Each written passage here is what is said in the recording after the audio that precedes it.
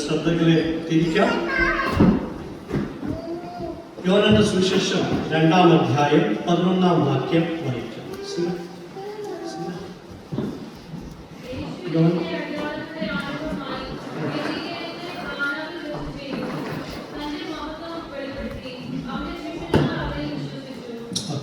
John chapter 2 verse 11. Jesus did this, the first of his signs, in Cana of Galilee, and revealed his glory, and his disciples believed in him.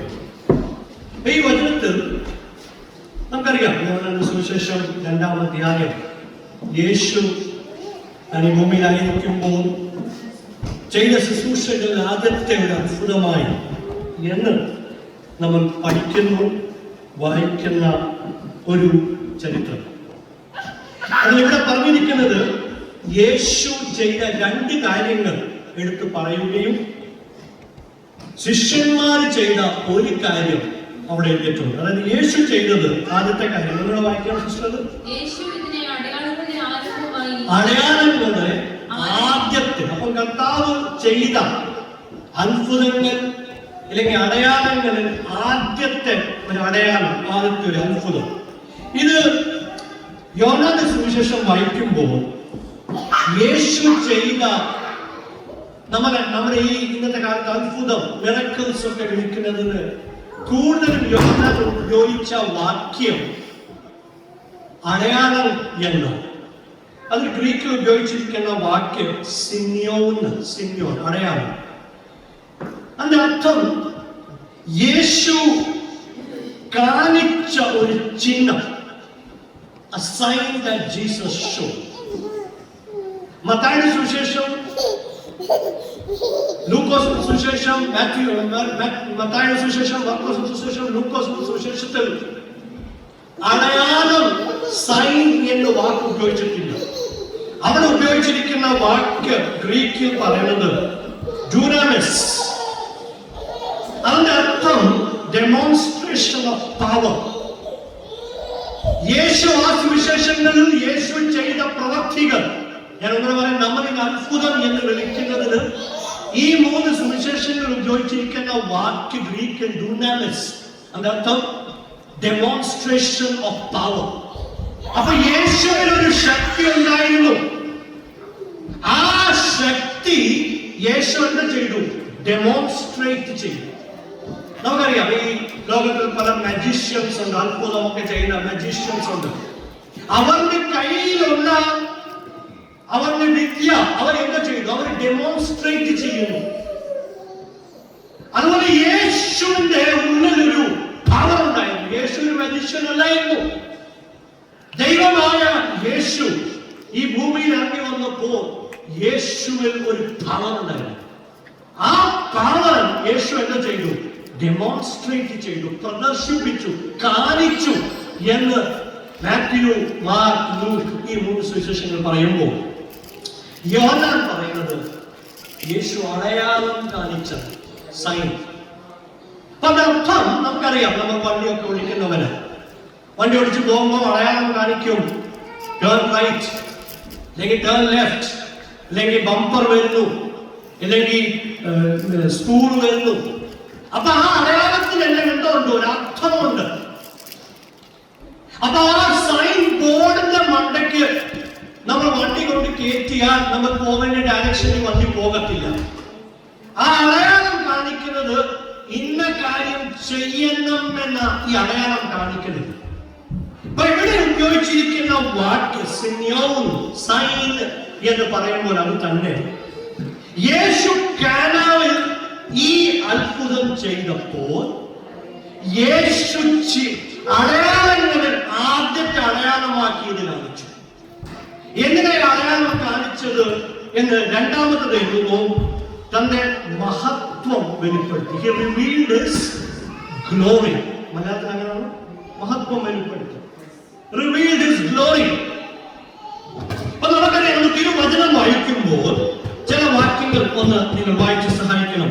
യോഹന്നാന്റെ സുവിശേഷം 10-ാം അധ്യായം 30-ാം വാക്യം, യോഹന്നാന്റെ സുവിശേഷം 16-ാം അധ്യായം 9-ാം വാക്യം, John 10:30, 10-ാം അധ്യായം 30-ാം വാക്യം. ഞാനും പിതാവും ഒന്നാകുന്നു മതി. ഞാനും പിതാവും ഒന്നാകുന്നു. ഓക്കെ, യോഹന്നാന്റെ സുവിശേഷം 16-ാം അധ്യായം 9-ാം വാക്യം.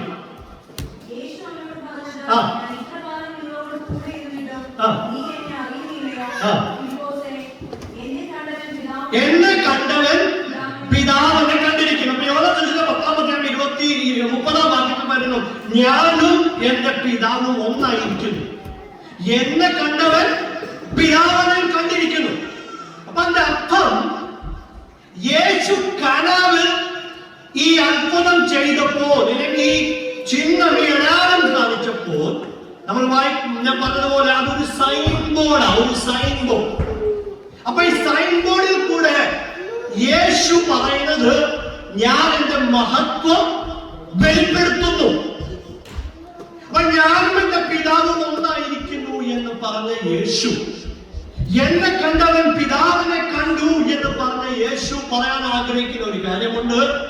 ഈ അടയാളം എന്റെ മഹത്വം മാത്രം വെളിപ്പെടുത്തുകയല്ല, പിതാവിനെയും കൂടെ വെളിപ്പെടുത്തുകയാണ്. കാരണം ഞാനും എന്റെ പിതാവും ഒന്നാകുന്നു.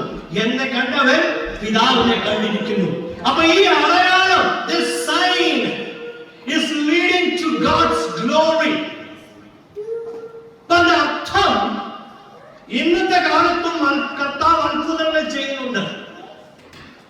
പക്ഷേ ലോകം അത്ഭുതം കാണുന്നതല്ല യേശു അത്ഭുതമായി കാണിച്ചത്, യേശു അടയാളം കാണിച്ചത്, യേശു കനാവിൽ ഒരു മിറക്കിൾ ചെയ്തത് തന്റെ മഹത്വം വെളിപ്പെടുത്താൻ, പിതാവിന്റെ മഹത്വം വെളിപ്പെടുത്താൻ.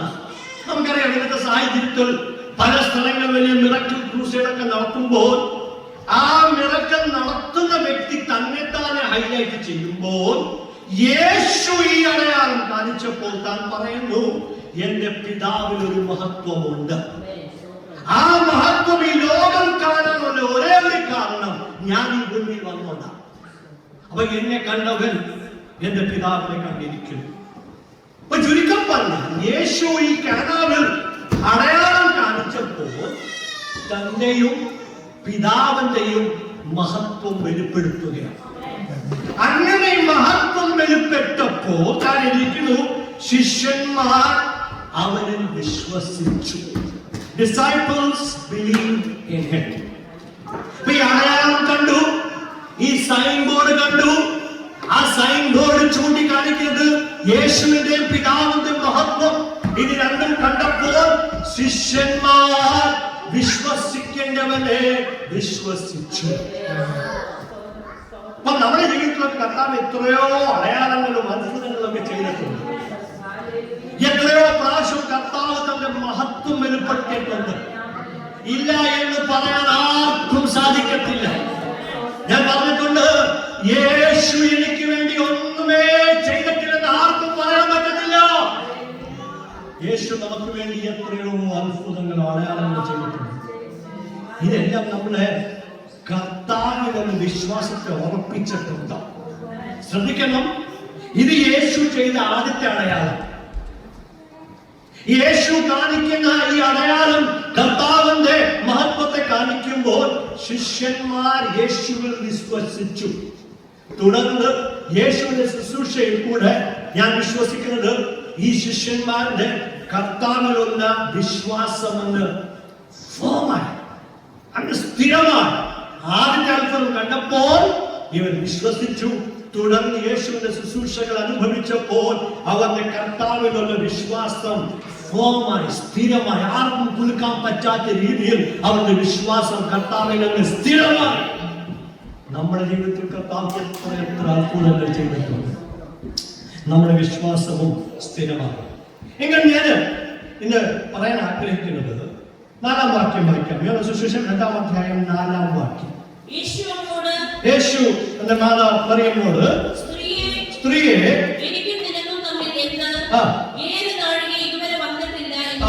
എന്റെ നാഴിക ഇതുവരെ വന്നിട്ടില്ല. ഇംഗ്ലീഷിൽ പറയുന്നത്, my hour has not yet come. My hour has not. എന്റെ നാഴിക, my hour has not. അപ്പൊ എന്ത്, വാട്ട് hour, എന്താ ഈ നാഴിക എന്ന് ഉദ്ദേശിച്ച യേശു? എന്നാൽ ഈ യേശു പറയുന്നത്, സ്ത്രീയെ, നിങ്ങൾ പറയുന്ന ഞാനൊരു അത്ഭുതം ചെയ്താൽ അത് സ്വർഗത്തിലെ ദൈവത്തിന്റെ മഹത്വം വെളിപ്പെടുത്തത്തില്ല. എന്റെ ദൈവത്തിന്റെ മഹത്വം വെളിപ്പെടണം എങ്കിൽ അവളെന്ന് തീരുമാനിച്ച സമയത്ത് അവൻ യേശുവിന്റെ അമ്മ ആഗ്രഹിച്ച അതേ കാര്യമാണ് യേശു ചെയ്തത്. വെള്ളത്തവിഞ്ഞാക്കി ഇല്ലെങ്കിൽ അവരെ സഹായിക്കുക. അമ്മ ആഗ്രഹിച്ച ഒരു കാര്യം, യേശു അവരെ സഹായിക്കണമെന്ന് മേരി ആഗ്രഹിച്ചു. യേശു അത് ചെയ്തു. പക്ഷേ അമ്മ ആഗ്രഹിച്ച റിക്വസ്റ്റിന്റെ സമയത്തല്ല ചെയ്തത്. മഹത്വം വെളിപ്പെടേണ്ട സമയമായപ്പോൾ അടയാളം കാണിച്ചു. അപ്പൊ നാഴിക എന്ന് പറയുമ്പോൾ നമ്മൾ ഇന്ന് അതാണ് ശ്രദ്ധിക്കാൻ പോകുന്നത്. തിരുവചനത്തിൽ ഈ നാഴിക ഇല്ലെങ്കിൽ എന്ന് പറയുന്നതിന് രണ്ടർത്ഥമുണ്ട്. അത് ചില വാക്യങ്ങളൊക്കെ ഉണ്ട്. ചില വാക്യങ്ങളൊക്കെ വായിച്ച് നിങ്ങൾ എന്നെ സഹായിക്കണം. ആദ്യത്തെ അർത്ഥം നാഴിക എന്ന് പറയുമ്പോൾ നമുക്ക് അളക്കാൻ പറ്റുന്ന സമയത്തെ ആ നാഴിക എന്ന് തിരുവചനത്തിൽ വിളിച്ചിരിക്കുന്നത്. മെഷറബിൾ ടൈം, അളക്കാൻ പറ്റുന്ന സമയം. തിരുവചനത്തിൽ പ്രധാനമായി 4 നാഴികകളാണ് മെൻഷൻ ചെയ്തിരിക്കുന്നത്. 4 hours. ഞാൻ വേഗത്തിൽ ഒന്ന് പറഞ്ഞു പോകാം, നമുക്ക് സമയമനുസരിച്ച് വാക്യങ്ങൾ വായിക്കാം. ഒന്ന് 3-ാം നാഴിക, 3rd hour. അടുത്തത് 6-ാം നാഴിക, 6th hour. അടുത്തത് 9-ാം നാഴിക, 9th hour. 4-ാമത് 11-ാം നാഴിക, 11th hour. ഈ 4 നാഴികകളാണ്. ശരിയാണ്, ക്ഷമിക്കണേ. ഓക്കെ, മണിക്കൂർ എന്നൊക്കെ നമുക്ക് പറയാം. ഈ 3-ാം മണിക്കൂർ എന്ന് പറയുമ്പോൾ നമ്മുടെ 9 മണി, രാവിലത്തെ 9 മണി നാം ഉദ്ദേശിക്കുന്നത്. 3-ാം മണിക്കൂർ. വാക്യം വായിക്കാം. മർക്കോസിന്റെ സുവിശേഷം 15-ാം അധ്യായം 25-ാം വാക്യം. മാർക്ക് 15:25. 3-ാം മണി നേരമായപ്പോൾ, 3-ാം മണി നേരം. അപ്പൊ 3-ാം മണി നേരമായപ്പോൾ യേശുവിനെ ക്രൂശിൽ കയറ്റി. അപ്പൊ യേശു ക്രൂശിൽ കയറിയത് എപ്പോഴാ? 3-ാം മണി നേരമായപ്പോൾ. അപ്പൊ 9 മണി രാവിലെ ആയപ്പോഴാണ് യേശു എവിടെ കയറ്റിയത്? ക്രൂശിൽ കയറ്റിയത്. ഓക്കെ, അടുത്ത വാക്യം വായിക്കാം. മർക്കോസിന്റെ സുവിശേഷം 15-ാം അധ്യായം 33-ാം വാക്യം. 6-ാം മണി നേരമായപ്പോൾ. Okay, okay. അപ്പൊ 6-ാം മണി നേരം മുതൽ 9-ാം മണി നേരം വരെ ദേശത്ത് മൊത്തം എന്തോ ആയി? അറിയിട്ടാണ്. അപ്പൊ യേശുവിനെ എപ്പോഴാണ് ക്രൂശിൽ കയറ്റിയത്? 3-ാം മണി നേരം, അതായത് 9 മണിക്ക്. 6-ാം മണി നേരം എന്ന് പറയുമ്പോൾ ഉച്ചയ്ക്ക് 12 മണി. അപ്പൊ 12 മണി ആയപ്പോൾ ദേശത്ത് മൊത്തം ഇരുട്ടായി, അന്ധകാരമാണ്. അവിടെ എഴുതിയിരിക്കുന്ന 9-ാം മണി നേരം വരെ. അപ്പം 12, 6-ാം മണി എന്ന് പറയുമ്പോൾ 9 മണി, 9-ാം മണി, 3-ാം മണി എന്ന് പറയുമ്പോൾ 9 മണി, 6-ാം മണി എന്ന് പറയുമ്പോൾ 12 മണി, 9-ാം മണി എന്ന് പറയുമ്പോൾ 3 മണി, ഉച്ചയ്ക്ക് 3 മണി. അപ്പൊ 6-ാം മണി 12 മുതൽ 3 മണി വരെ ഇരുട്ട് വ്യാപിച്ചു. ഒരു വാക്യം വായിക്കാം. ലൂക്കോസിന്റെ സുവിശേഷം 23-ാം അധ്യായം 46-ാം വാക്യം. വാക്യങ്ങൾ ഒത്തിരി വായിക്കുന്നതിനോട് ക്ഷമിക്കണം. ലൂക്കോസ് 23:46.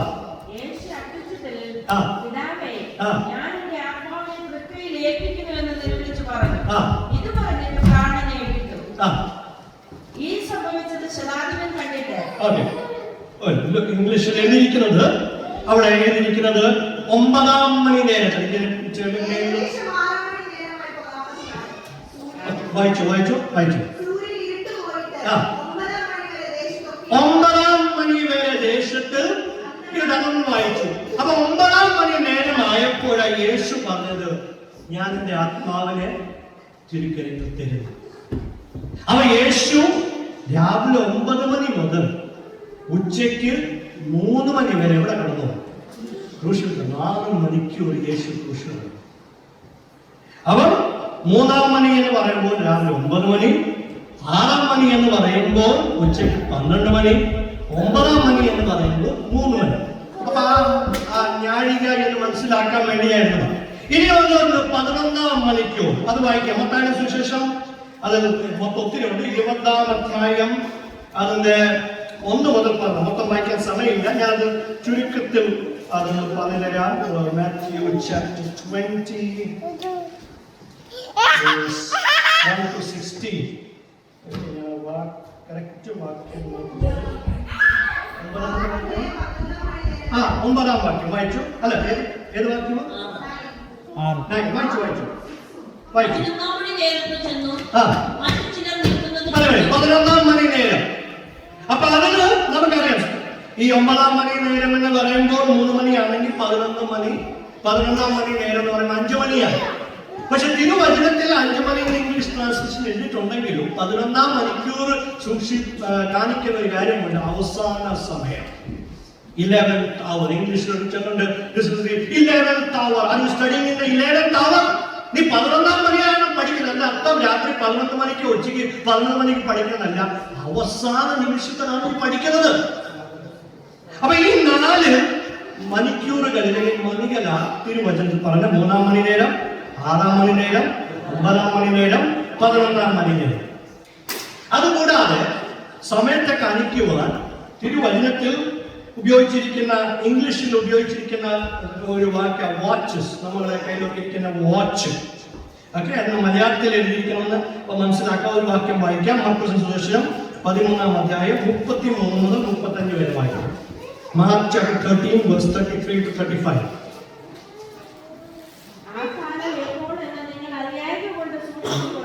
ആ കാലം എപ്പോൾ എന്ന് നിങ്ങൾ അറിയാതെ സൂക്ഷിച്ചു കൊള്ളുന്നു. ഓക്കെ, ഒരു മനുഷ്യൻ വീട് വിട്ട് പരദേശത്ത് പോകുമ്പോൾ ദാസന്മാർക്ക് അധികാരവും അവനവൻ അതിന് വേലയും കൊടുത്തിട്ട് വാതിൽക്കാവൽക്കാരോട് ഉണർന്നിരിക്കാൻ കൽപ്പിച്ചതുപോലെ തന്നെ യജമാനൻ സന്ധ്യയ്ക്കോ അർദ്ധരാത്രിക്കോ അർദ്ധരാത്രിക്കോ കോഴി കൂടുന്ന നേരത്ത് രാവിലെ മതി. അപ്പൊ അവിടെ 4 സമയം എഴുതിയിട്ടുണ്ട്. വായിക്കണേ, സന്ധ്യക്കോ അർദ്ധരാത്രിക്കോ കോഴി കൂടുന്ന നേരത്തോ മോർണിംഗ് രാവിലെ. അപ്പൊ ഈ 4 വാച്ചസ്, നമ്മൾ വാച്ച് എന്നൊക്കെ പറയണേ, ഇംഗ്ലീഷ് മലയാളത്തിൽ എഴുതിയ വാക്ക് വേറെ ഒരു വാക്ക്. 31-ാം വാക്യത്തിൽ എന്തായിരുന്നു വാക്യം? 33 ആ കാലം. ഓക്കെ, കാലം മതി.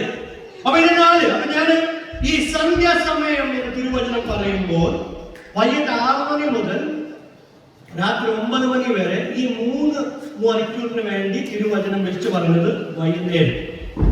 അർദ്ധരാത്രി എന്ന് പറയുമ്പോൾ രാത്രി 9 മുതൽ ഉച്ചയ്ക്ക് രാത്രി 12 വരെ ഈ 3 മണിക്കൂർ അർദ്ധരാത്രി. കോഴി കൂവുന്ന നേരം എന്ന് തിരുവചനം പറയുമ്പോൾ രാത്രി 12 മുതൽ അതിരാവിലെ 3 മണി വരെ ഈ 3 മണിക്കൂറിന് തിരുവചനം വിളിക്കുന്നത് കോഴി കൂവുന്ന സമയം. രാവിലെ എന്ന് പറയുമ്പോൾ 3 മണി മുതൽ 6 മണി വരെ ഉള്ള സമയത്തെ രാവിലെ എന്ന് പറയുന്നത്. ഓക്കെ, അപ്പം ഇതാ നേരം, ഇതാ വാച്ചസ്. അപ്പം അവർ നാഴിക എന്ന് പറയുമ്പോൾ ഞാൻ ആദ്യം പറഞ്ഞു മെഷറബിൾ ടൈം, അളക്കാൻ പറ്റുന്ന സമയം. 3-ാം മണി നേരം, 6-ാം മണി നേരം, 9-ാം മണി നേരം, 11-ാം മണി നേരം. പിന്നെ അതുപോലെ സമയം നമ്മൾ പറഞ്ഞു വൈകുന്നേരം, അർദ്ധരാത്രി, കോഴി കൂവുന്ന സമയം, രാവിലെ സമയം. ഇത്രയും കാര്യങ്ങളാണ് നമ്മൾ കണ്ടത്.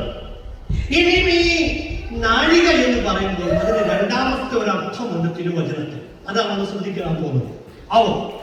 ഈ നാഴിക എന്ന് പറയുമ്പോൾ വായിക്കാം. യോഹന്നാന്റെ സുവിശേഷം 12-ാം അധ്യായം 23-ാം വാക്യം, ജോൺ 12:23. പിന്നെ യോഹന്നാൻ 13-ന്റെ 1 വായിക്കാം. യേശു അവരോട് ഉത്തരം പറഞ്ഞത്, മനുഷ്യപുത്രൻ തേജസ്കരിക്കപ്പെടാനുള്ള നാഴിക വന്നിരിക്കുന്നു. ഓക്കെ, 13-ന്റെ 1.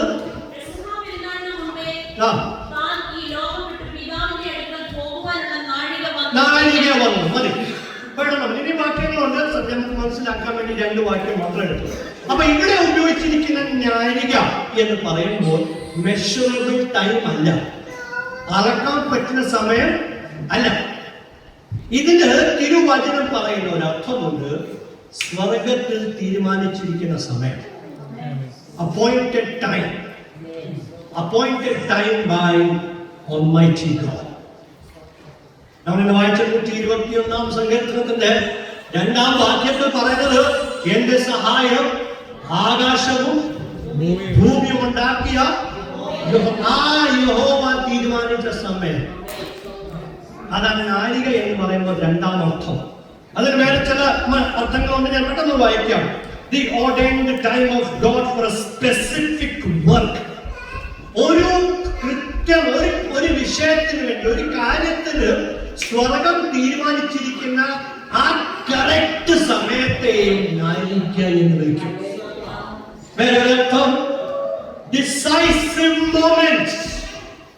എനിക്കത് മലയാളത്തിൽ പറയാൻ ഡിസൈസീവ് മൊമെന്റ്, ആ കറക്റ്റ് സമയം. നമുക്കറിയാമല്ലോ, കഴിഞ്ഞ ആഴ്ച ജോഷം പറഞ്ഞത് വണ്ടിയുടെ തക്ക സമയം. വണ്ടി ഓടിച്ചു പോകുമ്പോൾ വാഹനം ഇടിച്ചു, ഒരു ബസ് ബാക്കിൽ കൂടെ വന്നു. പക്ഷെ ആ ഫോഴ്സിൽ ജോഷൻ പറന്നു പോയി. ആ ഡിസൈസീവ് മൊമെന്റ്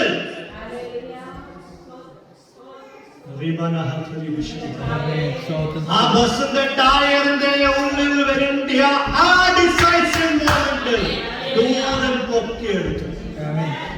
ഡിസൈസീവ് മൊമെന്റ്. പിന്നെ ഞാൻ പറഞ്ഞ അപ്പോയിന്റഡ് ടൈം, സ്വർഗത്തിൽ തീരുമാനിച്ചിരിക്കുന്ന ഒരു സമയം. അപ്പൊ ഇത് രണ്ടും നാഴിക എന്ന് വാക്യം ഉപയോഗിക്കുന്നു. ഞാൻ ഒന്നുകൂടെ നമ്മളത് വിട്ടുപോകാതിരിക്കാൻ ഒന്നുകൂടെ പറയട്ടെ. നാഴിക എന്ന് പറയുമ്പോൾ മെഷറബിൾ ടൈം, മറ്റേത് സ്വർഗം തീരുമാനിച്ചിരിക്കുന്ന ഒരു സമയം, ഒരു ഡിസൈസീവ് ടൈം. അതാ യേശു ഇവിടെ പറയുന്നത്. സ്ത്രീയെ, നിങ്ങൾ പറയുന്ന സമയത്ത് ഞാൻ പ്രവർത്തിച്ചാൽ അതൊരു മെഷറബിൾ ടൈം ആയി പോകും, അളക്കാൻ പറ്റുന്ന ഒരു സമയമായി പോകും. 3 മണിയാകാം, 5 മണിയാകാം, 6 മണിയാകാം. പക്ഷെ സ്വർഗം പ്രവർത്തിക്കുന്നത് മെഷറബിൾ ടൈമിലാണ്, അപ്പോയിന്റഡ് ടൈമിലാണ് സ്വർഗം പ്രവർത്തിക്കുന്നത്. ഒന്ന് ഞങ്ങൾ ശ്രദ്ധിക്കണം. ആഴമായ കാര്യം, മെഷറബിൾ ടൈം, അളക്കാൻ പറ്റുന്ന സമയത്ത് സ്വർഗം പ്രവർത്തിച്ചാൽ മനുഷ്യന് പറയാം അത് ഞാൻ പ്രതീക്ഷിച്ച സമയമാണ്. പക്ഷെ സ്വർഗം തീരുമാനിച്ച സമയം ആർക്കും അറിയത്തില്ല, അത് ദൈവത്തിന് മാത്രം അറിയത്തുള്ളൂ. അത് കാരണം ഞാൻ മനസ്സിലാക്കി തരാം. മൈസൂർ രാജകൊട്ടാരത്തിൽ ഒരു പ്രശസ്തനായ പാട്ടുകാരൻ രാജാവിന്റെ അടുത്ത് ചെന്നു. എന്റെ രാജാവ് ഈ പാട്ടുകാരനോട് ചോദിച്ചു, എന്തിനാ ഇവിടെ വന്നത്? പാട്ടുകാരൻ പറഞ്ഞു, എനിക്ക് പാടാൻ കഴിവുണ്ട്, ഞാൻ പാടി രാജാവിനെ ആനന്ദിപ്പിക്കാം. രാജാവ് പറഞ്ഞു, പാടിക്കോ. പാട്ട് പാടാൻ തുടങ്ങി. രാജാവ് ഈ പാട്ടുകാരന്റെ പാട്ടിലങ്ങ് ലയിച്ചു പോയി, അങ്ങ് ആനന്ദിച്ചു പോയി. ഏകദേശം 6-7 മണിക്കൂർ ഈ പാട്ടുകാരൻ പാടിക്കൊണ്ടിരുന്നു. രാജാവ് നിർത്താതെ പാട്ട് കേട്ടുകൊണ്ടിരുന്നു. ഭയങ്കര സന്തോഷമായ രാജാവിന്. എല്ലാം കഴിഞ്ഞപ്പോൾ രാജാവ് ഈ പാട്ടുകാരനോട് ചോദിച്ചു, വളരെ മനോഹരമായ പാട്ടും, നീ നല്ല പാട്ടുകാരനാണ്, ഇനി നീ പറ, നിനക്ക് എന്തോ വേണം? ഗിഫ്റ്റായിട്ട്, റിവാർഡായിട്ട് എന്തോ വേണം? ഈ പാട്ടുകാരൻ ഒന്നും പറഞ്ഞില്ല. രാജാവ് പിന്നെയും ചോദിച്ചു, പറയൂ, റിവാർഡായിട്ട് ഇത്രയും നല്ല പോലെ പാടിയതിന് ഞാൻ എന്താ നൽകണം? ഗിഫ്റ്റ് എന്താ തരണം, റിവാർഡ് തരണം? ഈ മനുഷ്യനൊന്നും പറഞ്ഞില്ല. അപ്പൊ ഈ വ്യക്തിയുടെ കൂടെ ഇൻസ്ട്രുമെന്റ് വായിക്കാൻ ഒരു ഹെൽപ്പറുണ്ട്. ആ ഹെൽപ്പറിനെ തട്ടിക്കൊണ്ടിരിക്കുക, എന്തെങ്കിലും ഒന്ന് പറ. ഈ മനുഷ്യനൊന്നും പറഞ്ഞില്ല. രാജാവ് 3ാമത് ചോദിച്ചു, എന്തോ വേണം? ഈ പാട്ടുകാരൻ ഒന്നും പറഞ്ഞില്ല.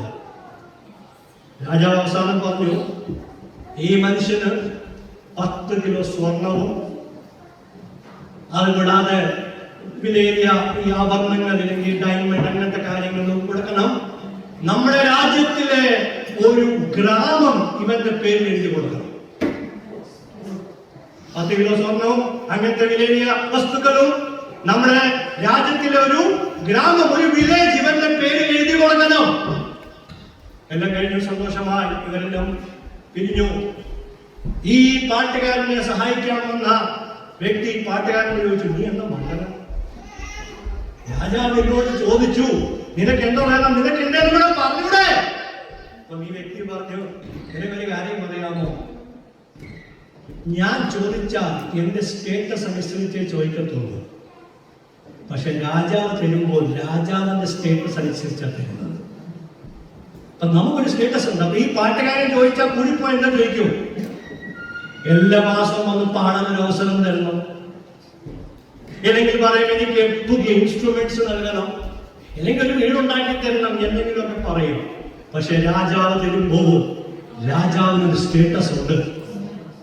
രാജാവിന് എല്ലാ മാസം ഒരിക്കലും ഈ വ്യക്തി വന്ന് പാടുന്നത് വലിയ കാര്യമൊന്നുമല്ല. അങ്ങനെ സ്റ്റേറ്റസ് അനുസരിച്ച് നമ്മളെ സഹായിച്ചുകൊണ്ടാണ് നമ്മൾ ഇന്ന് ഇവിടെ ആയിരിക്കുന്നത്. നമ്മൾ കർത്താവിനോട് ആവശ്യങ്ങൾ പറഞ്ഞ് കർത്താവ് പൂർത്തീകരിച്ചായിരുന്നെങ്കിൽ അതിനൊരു ലിമിറ്റേഷൻ ഉണ്ടായിരുന്നേനെ. സ്വർഗത്തിൽ തീരുമാനിച്ചിരിക്കുന്ന ജ്ഞാനികയിൽ ദൈവം പ്രവർത്തിച്ചത് കൊണ്ട് നമ്മളെ ദൈവം അവരുടെ സ്റ്റേറ്റസ് അനുസരിച്ച് അനുഗ്രഹിച്ച് നമ്മൾ ഇവിടെ ആയിരിക്കുന്നത്. ഞാൻ ഈ രാജ്യത്തിലായിരിക്കുന്ന കാര്യമല്ല പറഞ്ഞത്, രക്ഷയിലായിരിക്കുന്നത്. സ്തോത്രം. അപ്പൊ അത് ഞാൻ പറഞ്ഞു വരുന്നത് കർത്താവിന്റെ ജ്ഞാനിക എന്ന് പറയുമ്പോൾ അതിൽ മൂന്നാല് കാര്യം. What is the power of God? രാജാവിന്റെ ജ്ഞാനിക, ദൈവത്തിന്റെ ജ്ഞാനികയിൽ ആ മണിക്കൂറിൽ ദൈവം പ്രവർത്തിച്ച, ആ ഓർഡേൺഡ് ടൈമിൽ ദൈവം പ്രവർത്തിച്ച, ആ ഡിസൈസീവ് മൊമെന്റിൽ ദൈവം പ്രവർത്തിച്ച, ആ അപ്പോയിന്റഡ് ടൈമിൽ ദൈവം പ്രവർത്തിച്ചാൽ എന്തോ സംഭവിക്കും? ഒന്ന്, അത് സ്വർഗം തീരുമാനിക്കുന്ന സമയമായിരിക്കും. It will be divinely appointed. വാക്യങ്ങൾ ഒത്തിരി ഉണ്ട്, വായിക്കാൻ സമയമില്ല. സഭപ്രസംഗി 3-ാം അധ്യായം 1 മുതൽ 8 വരെ ഉള്ള വാക്യവും ഹബക്കൂക്ക് പ്രവാചകന്റെ പുസ്തകം 2-ാം അധ്യായം 3-ാം വാക്യം, Ecclesiastes chapter 3 verse 1 to 8, Habakkuk chapter 2 verse 3 വാക്യങ്ങളൊക്കെ വായിച്ചാൽ അവിടെ മനസ്സിലാക്കി ഒരു ഡിവൈൻ അപ്പോയിന്റ്മെന്റ് ഉണ്ട്. നമുക്കറിയാം അപ്പോയിന്റ്മെന്റ് എന്ന് പറയുമ്പോൾ ഇവിടെ വന്നിട്ട് കൂടുതലും അതിനെ കുറിച്ച് മനസ്സിലായത്. ഇവരൊക്കെ നാട്ടിലൊക്കെ ആയിരിക്കുമ്പോൾ നമ്മൾ ആഗ്രഹിക്കുന്ന സമയത്ത് ഒരു ഓഫീസിലോ ഒരു ക്ലിനിക്കിലൊക്കെ കയറി പോകാം. ഇവിടെ എല്ലാത്തിനും ഒരു അപ്പോയിന്റ്മെന്റ് ഉണ്ട്. നമ്മുടെ കാര്യം ഞാൻ ഓർക്കുന്നു, ആദ്യം ഒരു അപ്പച്ചനും അമ്മച്ചിയും US പോയി വന്ന്, ആരാ അപ്പച്ചനും അമ്മച്ചി ഞാൻ പറയത്തില്ല, US പോയി വന്നപ്പോ അവരുടെ സിസ്റ്റം ഒന്നും കൊള്ളത്തില്ല. ഞാൻ ചോദിച്ചു, ഓ സ്വന്തം ബ്രദറിന്റെ വീട്ടിൽ പോകുന്നെങ്കിൽ അപ്പോയിന്റ്മെന്റ് എടുക്കണം, അത് ശരിയില്ല. അപ്പൊ അതർത്ഥം ചിലർക്കത് ഇഷ്ടപ്പെടാം, ചിലർക്കത് ഇഷ്ടപ്പെടത്തില്ല. പക്ഷെ ഒരു കൾച്ചറൽ രീതിയാണ് അപ്പോയിന്റ്മെന്റ്. അപ്പൊ ആ അപ്പോയിന്റഡ് ടൈം ഒരു പ്രത്യേകത ഉണ്ട്. ഇപ്പം ഈ ഒരു ക്ലിനിക്കിൽ അല്ലെങ്കിൽ ഓഫീസിൽ പറയുക രാവിലെ 9 മണി നിങ്ങൾക്ക് വേണ്ടി വിൽസന് വേണ്ടിയുള്ള സമയമാണെങ്കിൽ ആ സമയമാകുമ്പോഴത്തേക്ക് നമുക്കൊരു സന്തോഷം, ഇനി ആരും കേറത്തില്ല, എന്റെ സമയം വന്നു. ദൈവം പ്രവർത്തിക്കുമ്പോഴും നമുക്കും ഒരു അഭിമാനമുണ്ടാകും. മനുഷ്യൻ പ്രവർത്തിക്കുന്ന പോലെ അല്ല, സ്വർഗത്തിലെ ദൈവം എനിക്ക് വേണ്ടി തീരുമാനിച്ചു വെച്ച ഒരു സമയമുണ്ട് എന്ന് ചിന്തിക്കുമ്പോൾ തന്നെ നമ്മുടെ ഉള്ളിൽ ആനന്ദിക്കണം. ശ്രദ്ധിക്കണം, നമ്മൾ ആരുമല്ല, എങ്കിലും ഒന്നുമില്ലാത്ത എന്നെ, ഒരു പുഴുവായ എന്നെ, ഒരു പോഷനായ എനിക്ക് വേണ്ടി അരുമനാഥൻ രാജാതി രാജാവ് ഒരു സമയം അപ്പോയിന്റ്മെന്റ് വെച്ചിട്ടുണ്ടെന്ന് എന്ന് പറയുമ്പോൾ എനിക്കതൊരു അഭിമാനമാണ്. സ്തോത്രം, സ്തോത്രം, സ്തോത്രം, സ്തോത്രം, സ്തോത്രം. അങ്ങനെ അപ്പോയിന്റ്മെന്റ് നൽകി തക്ക സമയത്ത് പ്രവർത്തിച്ചുകൊണ്ട് നമ്മൾ ഇവിടെ ജീവനോടായിരിക്കുന്നത്. സ്തോത്രം. അപ്പൊ ദൈവത്തിന്റെ ന്യായികയിൽ ദൈവം പ്രവർത്തിച്ചാൽ അതിന്റെ അർത്ഥം എന്റെ ദൈവത്തിന് എനിക്ക് വേണ്ടി ഒരു അപ്പോയിന്റഡ് ടൈം ഉണ്ട്. രണ്ടാമത്തെ കാര്യം, ദൈവം പറയുന്ന സമയം അല്ലെങ്കിൽ ആ ന്യായികയിൽ ദൈവം പ്രവർത്തിച്ചാൽ പ്രവർത്തിച്ച വിഷയത്തിന് ഒരു ശുഭമായ അന്ത്യമുണ്ടാകും, ഒരു പെർഫെക്റ്റ് എൻഡ് ഉണ്ടാകും. ഒരു വാക്യം നമുക്ക് വായിക്കാം, സഭാപ്രസംഗി 3:11, Ecclesiastes 3:11. അവൻ സകലവും അതതിന്റെ സമയത്ത് ഭംഗിയായി ചെയ്യും. ദൈവം അവിടുത്തെ ന്യായികയിൽ പ്രവർത്തിച്ചാൽ, ഞാൻ നേരത്തെ പറഞ്ഞിട്ടുണ്ട്, ആ വിഷയം തീരുമ്പോ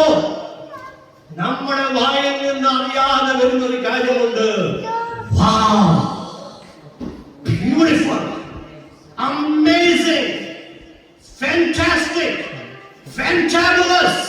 ഇങ്ങനെ വൊക്കാബുലറീസ് നമ്മുടെ വായിൽ നിന്ന് വരും. എന്തിനാണെന്നറിയാമോ? സ്വർഗം തുടങ്ങുന്ന ഒരു കാര്യം അത് ശുഭമായ അവസാനത്തിൽ കൊണ്ടുവരുവാൻ സ്വർഗത്തിന് അറിയാം. ഒരു വിഷയത്തിൽ ശുഭമായ അന്ത്യം വരണമെങ്കിൽ അത് സ്വർഗത്തിലെ നാഴികയിൽ ആ സമയത്ത് നടക്കണം. സ്തോത്രം. അതുകൊണ്ടാണ് നമ്മൾ വായിക്കുന്നത്. ഞാൻ നേരത്തെ പറഞ്ഞിട്ട് നമ്മളുടെ പറഞ്ഞോട്ടെ, യേശു ക്രിസ്തു ക്രൂശിൽ കിടക്കുമ്പോൾ എങ്ങനെ ഉപയോഗിച്ചിരിക്കുന്ന ആ അർത്ഥത്തിൽ ഇങ്ങനെ പറയുന്നു, പിശാചിനെ കളിയാക്കിയെന്നാണ് എഴുതിയിരിക്കുന്നത്. ശൈത്താൻ കാ മസാഖ് ഉഡായ. എന്താണെന്നറിയാമോ? യേശു ക്രൂശിൽ കിടക്കുമ്പോൾ പിശാച് ഓർത്തു, ഇവനെ എവിടെ കയറ്റി? ക്രൂശിൽ കയറ്റി. എന്റെ ആഗ്രഹം സാധിച്ചു. പക്ഷെ പിശാച് മറന്നുപോയ ഒരു കാര്യമുണ്ട്. ഈ ക്രൂശിൽ കയറിയ യേശു മാനവരക്ഷയ്ക്ക് വേണ്ടി, സകല പാപികളുടെ പാപപരിഹാരത്തിന് വേണ്ടി അവിടുത്തെ ചോര അവസാന തുള്ളി വരെ കൊടുത്തത്. അത് അവിടുത്തേക്കൊരു വിജയവും എനിക്കൊരു പരാജയവുമായി. അവൻ ക്രൂശിൽ കയറിയതും ഒരു ശുഭമായ ഒരു അന്ത്യം വന്നു. അവൻ സ്വർഗത്തിലെ ദൈവം അവിടുത്തെ സമയത്ത് ആ ജ്ഞാനികയിൽ പ്രവർത്തിച്ചാൽ തുടങ്ങിയ കാര്യത്തിന് ഒരു ശുഭമായ അന്ത്യമുണ്ടായിരിക്കും. മൂന്നാമത്തത്, ദൈവത്തിന്റെ ജ്ഞാനികയുടെ പ്രത്യേകത.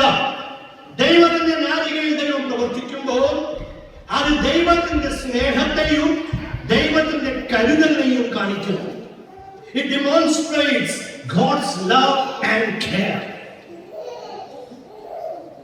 നമ്മുടെ വീട്ടിൽ നമ്മുടെ കുഞ്ഞുങ്ങൾക്ക് വേണ്ടി ബ്രേക്ക്ഫാസ്റ്റ്, ലഞ്ച്, ഡിന്നർ ഉണ്ടാക്കുന്നതിന്റെ കാര്യം എന്താണെന്ന് അറിയാമോ? പല കാര്യങ്ങളുണ്ടായിരുന്നു. അതിലൊരു കാര്യമുണ്ട്, എന്റെ കുഞ്ഞിനോടുള്ള എന്റെ സ്നേഹവും എന്റെ കരുതലുമാണ്.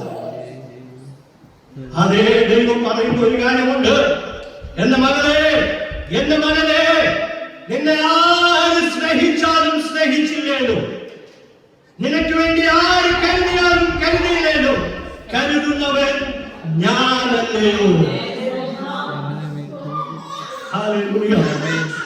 നമ്മൾ പലപ്പോഴും പറഞ്ഞിട്ടുണ്ട്, രാജാവ് വാക്ക് പറയും, വാക്ക് മാറും. മനുഷ്യൻ വാക്ക് പറയും, വാക്ക് മാറും. ഭാര്യ വാക്ക് പറയും, വാക്ക് മാറും. ഭർത്താവ് വാക്ക് പറയും, വാക്ക് മാറും. മക്കൾ വാക്ക് പറയും, വാക്ക് മാറും. നേതാക്കൾ വാക്ക് പറയും, വാക്ക് മാറും. വാക്ക് പറഞ്ഞിട്ട് മാറാത്ത ഒരേ ഒരുവൻ, നമ്മളെ സ്നേഹിക്കുന്നവനും നമുക്ക് വേണ്ടി കരുതുന്നവനുമായ നമ്മുടെ കർത്താവ്. അപ്പൊ കർത്താവിനെ ജ്ഞാനികയിൽ കർത്താവ് പ്രവർത്തിക്കുമ്പോൾ കർത്താവ് വിളിച്ചു പറയുന്ന കാര്യമുണ്ട്, എന്റെ മകനെ, എന്റെ മകളെ, ഞാൻ എന്നും നിന്നെ സ്നേഹിക്കുന്നു, ഞാൻ എന്നും നിനക്ക് വേണ്ടി കരുതുന്നു. അപ്പൊ അത് നമുക്കൊരു അഭിമാനമാണ് അല്ലേ? നമ്മുടെ കുഞ്ഞുങ്ങളൊക്കെ രണ്ട് വശം ചിന്തിക്കും. കുഞ്ഞ് നമ്മളോട് പറയാം, ഡാഡി, എനിക്ക് മമ്മി, എനിക്ക് ഇന്നത് കഴിക്കണം എന്നൊരാഗ്രഹം പറയുമ്പോൾ നമ്മളത് ഉണ്ടാക്കി കൊടുക്കും. അപ്പൊ അത് കഴിക്കുമ്പോൾ കുഞ്ഞിനൊരു സന്തോഷം. ഞാൻ പറഞ്ഞത് എന്റെ ഡാഡി, എന്റെ മമ്മി ഉണ്ടാക്കിയിട്ടുണ്ട്. പക്ഷെ അതിനെക്കാട്ടിലും സന്തോഷം ഉണ്ടാകുന്ന വേറൊരു കാര്യമുണ്ട്. കുഞ്ഞ് മനസ്സിൽ ആഗ്രഹിച്ചു, നമ്മളോട് പറഞ്ഞില്ല, പക്ഷെ നമ്മൾ ഉണ്ടാക്കി. അപ്പൊ കുഞ്ഞ് കഴിക്കും, ഇത് തന്നെയല്ല ഞാൻ ആഗ്രഹിച്ചത്. എന്റെ അപ്പനോട് പറഞ്ഞില്ല, എന്റെ അമ്മയോട് പറഞ്ഞില്ല, പക്ഷെ എന്റെ മനസ്സറിഞ്ഞ് പ്രവർത്തിച്ചു. അങ്ങനെ മനസ്സറിഞ്ഞ് പ്രവർത്തിച്ച എത്രയോ വിഷയങ്ങളുണ്ട്. അത് നല്ലൊരു ഉദാഹരണം ഇന്ന് തന്നെ ഉണ്ട്. ഉച്ചയ്ക്ക് കുഞ്ഞുങ്ങളെ കൂടെ ഇങ്ങനത്തെ പാട്ടിലൊക്കെ ഇങ്ങനെ പ്രാക്ടീസ് ചെയ്യുമ്പോൾ ഇങ്ങനത്തെ കീബോർഡിൽ ജർമ്മനിയിൽ ബീറ്റ്സ് അടിച്ചില്ല. അപ്പൊ എന്റെ മനസ്സിൽ ഉടനെ വന്നു, വിനോട് മെസ്സേജ് അയച്ചില്ലെങ്കിൽ ഫോൺ ചെയ്ത് പറഞ്ഞു, ഇന്ന് ബാഗ് കൊണ്ടുവരണം, ഡ്രംസ് കൊണ്ടുവരണം. എന്തോ ഒരു കാര്യം പറഞ്ഞു, ഞാനൊന്ന് മറന്നുപോയി. ഇവിടെ വന്നപ്പോ വിനു കൊണ്ടുവന്നു. അപ്പൊ വിനു പറഞ്ഞു, മനസ്സ് വായിക്കാൻ എനിക്ക് അറിയാമെന്ന്. സ്തോത്രം. അപ്പൊ അങ്ങനെ മനസ്സ് വായിച്ച് എത്ര അത്ഭുതങ്ങൾ നമുക്ക് വേണ്ടി ചെയ്തത് അല്ല, ഒന്ന് ചിന്തിച്ചു നോക്ക്. ആഗ്രഹിച്ചത് പലതും നമുക്ക് കിട്ടിയിട്ടുണ്ടാകാം, പലതും കിട്ടിയിട്ടില്ലായിരിക്കാം. പക്ഷെ അർഹിക്കാത്ത പലതും നമുക്ക് കിട്ടിയിട്ടുണ്ട്. അർഹിക്കാത്ത എത്ര നന്മകൾ കർത്താവ് നമുക്ക് വേണ്ടി ചെയ്തിട്ടുണ്ട്. അത് സ്നേഹിക്കുന്ന ഒരു ദൈവം നമുക്ക് ആർക്ക് ചെയ്യാൻ പറ്റും? കരുതുന്നത് ദൈവമല്ലാതെ ആർക്ക് ചെയ്യാൻ പറ്റും? അങ്ങനെ സ്നേഹിക്കുന്നതും കരുതുന്നതുമായ ഒരു ദൈവം നമുക്കുണ്ട്. അവസാനമായി കർത്താവിനെ ന്യായീകരിച്ച് കർത്താവ് പ്രവർത്തിച്ച കർത്താവ് പറയുന്ന ഒരു കാര്യമുണ്ട്: എന്റെ വചനം ഞാൻ പൂർത്തീകരിക്കുന്നു. I fulfill my word. തിരുവചനത്തിൽ പല സ്ഥലങ്ങളിലും പല സമയങ്ങളിലും എഴുതിയിരിക്കുന്ന ഒരു മർമ്മമുണ്ട്, ഒരു സത്യമുണ്ട്. നമ്മുടെ ദൈവത്തിന് അസാധ്യമായതൊന്നുമില്ല. തിരുവചനത്തിൽ വിളിച്ചു പറയുന്ന ഒരു സത്യമുണ്ട്: എനിക്ക് അസാധ്യമായത് ഒന്നുമേ ഇല്ല. മനുഷ്യന് അസാധ്യമായത് ദൈവത്തിന് സാധ്യം. അപ്പൊ അങ്ങനെ സ്വർഗത്തിലെ നാഴികയിൽ ആ മണിക്കൂർ ആ സമയത്ത് ദൈവം പ്രവർത്തിക്കുമ്പോൾ ദൈവം വിളിച്ചു പറയുന്ന ഒരു കാര്യമുണ്ട്: മകനെ, നീ പലരിലും ഒരു പക്ഷെ ആശ്രയിച്ചിട്ടുണ്ടാകാം, പലതിലും ആശ്രയിച്ചിട്ടുണ്ടാകാം. പക്ഷെ ഞാൻ പ്രവർത്തിച്ചപ്പോൾ ഞാൻ ഒരു കാര്യം എന്നോട് പറയുന്നു: എന്റെ വാക്കുകൾ മാറിയിട്ടില്ല. എന്റെ വചനം പറയുന്നത് ഫുൾഫിൽ ചെയ്യുവാൻ സാധിക്കുന്ന ഒരേ ഒരു ദൈവം നമ്മുടെ ദൈവം. നമുക്കറിയാം, ഇലക്ഷൻ ഒക്കെ വരുമ്പോൾ എല്ലാ പാർട്ടീസും മാനിഫെസ്റ്റോ ഇറക്കും. ആ മാനിഫെസ്റ്റോയുടെ അർത്ഥം എന്താണെന്ന് അറിയാമോ? അവരൊരു ലേഖനം ഇറക്കും. ആ ലേഖനത്തിൽ അവരിനി അടുത്ത 5 വർഷം ചെയ്യാൻ പോകുന്ന കാര്യങ്ങൾ അവരെല്ലാം എഴുതും. ഞങ്ങൾ ഭരണത്തിൽ വന്നാൽ ഞങ്ങൾ ഇങ്ങനെ ചെയ്യും, ഞങ്ങൾ അങ്ങനെ ചെയ്യും, ഞങ്ങൾ ഈ രീതിയിൽ ഗവൺമെന്റ് നടത്തും എന്നൊക്കെ മാനിഫെസ്റ്റോ എഴുതും. കർത്താവ് സ്വർഗത്തിന്റെ മാനിഫെസ്റ്റോ അയക്കുന്നു വചനം. 5 വർഷം കഴിയുമ്പോൾ ഒരുപക്ഷെ ലോകത്തിലെ പാർട്ടീസ് അവർ മാനിഫെസ്റ്റോയിൽ എഴുതിയത് പകുതിയിൽ കൂടുതൽ ചെയ്യത്തില്ലായിരിക്കാം. പക്ഷെ സ്വർഗത്തിലെ ദൈവം തന്റെ വചനത്തിൽ എഴുതിയിരിക്കുന്ന ഈ മാനിഫെസ്റ്റോ മൊത്തം പൂർത്തീകരിക്കുവാൻ കർത്താവിന് സാധിക്കും. അപ്പൊ അതിന് നമ്മളെന്ത് ചെയ്യണം? കർത്താവിനെ നാഴികയിൽ കർത്താവിൽ വിശ്വസിക്കണം. കർത്താവിന് എനിക്ക് വേണ്ടി ഒരു സമയമുണ്ട്. കർത്താവ് എനിക്ക് വേണ്ടി തീരുമാനിച്ച ഒരു സമയമുണ്ട്. സ്വർഗത്തിൽ എഴുതിയിരിക്കുന്ന ഒരു നാഴികയുണ്ട്. ആ നാഴികയിൽ സ്വർഗം പ്രവർത്തിക്കുമ്പോൾ അത് എനിക്കൊരു അടയാളമായിരിക്കും. എന്റെ ദൈവം എന്നെ സ്നേഹിക്കുന്നു, എന്റെ ദൈവം എനിക്ക് വേണ്ടി കരുതുന്നു, എന്റെ ദൈവത്തിന്റെ മുമ്പിൽ എനിക്കൊരു അപ്പോയിന്റഡ് ടൈം ഉണ്ട് എന്നൊക്കെ പറഞ്ഞ് ദൈവത്തിന്റെ മഹത്വം വെളിപ്പെടുന്ന ആ സമയത്ത് നമ്മൾ വിശ്വസിക്കണം. ദൈവത്തെ വിശ്വസിക്കണം. അതാ ഞാൻ നമ്മൾ ആലോചിച്ചപ്പോഴൊക്കെ പറഞ്ഞ കർത്താവേ, അങ്ങയിൽ വിശ്വസിക്കുവാൻ ഞങ്ങളെ സഹായിക്കണമേ. Help us to believe in you. പലപ്പോഴും എന്റെ അനുഭവം പറയാം. ഒരു പക്ഷെ നമ്മളെല്ലാവരുടെ അനുഭവമായിരിക്കാം. ആഗ്രഹിച്ചിട്ടും സാഹചര്യങ്ങൾ നമ്മുടെ എതിരാകുമ്പോ, ഒരു പ്രതീക്ഷയില്ലാതിരിക്കുമ്പോ കർത്താവിനെ വിശ്വസിക്കേണ്ട പോലെ വിശ്വസിക്കുവാൻ നമുക്ക് സാധിക്കത്തില്ല. എന്താ കാരണം? സാഹചര്യം മൊത്തം നമ്മുടെ എതിരെയാണ്. നമുക്ക് പോസിറ്റീവായ ഒന്നുമേ നമ്മുടെ അടുക്കില്ല. അപ്പൊ എങ്ങനെ വിശ്വസിക്കും? എങ്കിലും കർത്താവ് പറയുന്നത്, എന്നെ വിശ്വസിക്കും. ഞാൻ എന്റെ പിതാവും ഒന്നാകുന്നു. എന്നെ കണ്ടവൻ എന്റെ പിതാവിനെ കണ്ടില്ല. കണ്ണുകളടയ്ക്കാം, നമുക്ക് പ്രാർത്ഥിക്കാം. ആ ആയിരിക്കാം നിങ്ങളുടെ ഏത് വിഷയത്തിൽ ആകുന്നു എന്ന് എനിക്കറിയത്തില്ല. ഞാൻ എന്നോട് പറയട്ടെ, ഇനി ഉച്ചയ്ക്ക് ഏകദേശം 1:30 മണി സമയം മുമ്പേ വരെ ഞാൻ വേറെ ഒരു വചനമാണ് റെഡിയാക്കിയത്. പക്ഷെ ഉച്ചയ്ക്ക് 1:30 മണി കഴിഞ്ഞപ്പോൾ കർത്താവ് മാറ്റി. എനിക്ക് അന്ന് തിരുവചനമാണ് നിങ്ങളുടെ മുമ്പിൽ ഞാൻ പറഞ്ഞത്. ഒരു മെഷറബിൾ ടൈം ഉണ്ട്. അത് മനുഷ്യന് അളക്കാൻ പറ്റും. പക്ഷെ മനുഷ്യന് അളക്കാൻ പറ്റാത്തൊരു സമയമുണ്ട്. അത് അപ്പോയിന്റഡ് ടൈം, ഡിസൈസീവ് മൊമെന്റ്. ആ ഡിസൈസീവ് മൊമെന്റിൽ പ്രവർത്തിച്ച് നമ്മുടെ കർത്താവ് ജീവിതത്തിൽ ഇവിടെ വരെ കൊണ്ടുവന്നു. ഞാൻ പറഞ്ഞല്ലോ, അർഹിക്കാത്ത പലതും കർത്താവ് നമുക്ക് നൽകി. എത്ര നല്ലവൻ നമ്മുടെ കർത്താവ്, എത്ര നല്ല നമ്മുടെ കർത്താവ്. ആ കർത്താവ് എത്ര സ്തോത്രം പറഞ്ഞാലും എത്ര നന്ദി പറഞ്ഞാലും മതിയാകും.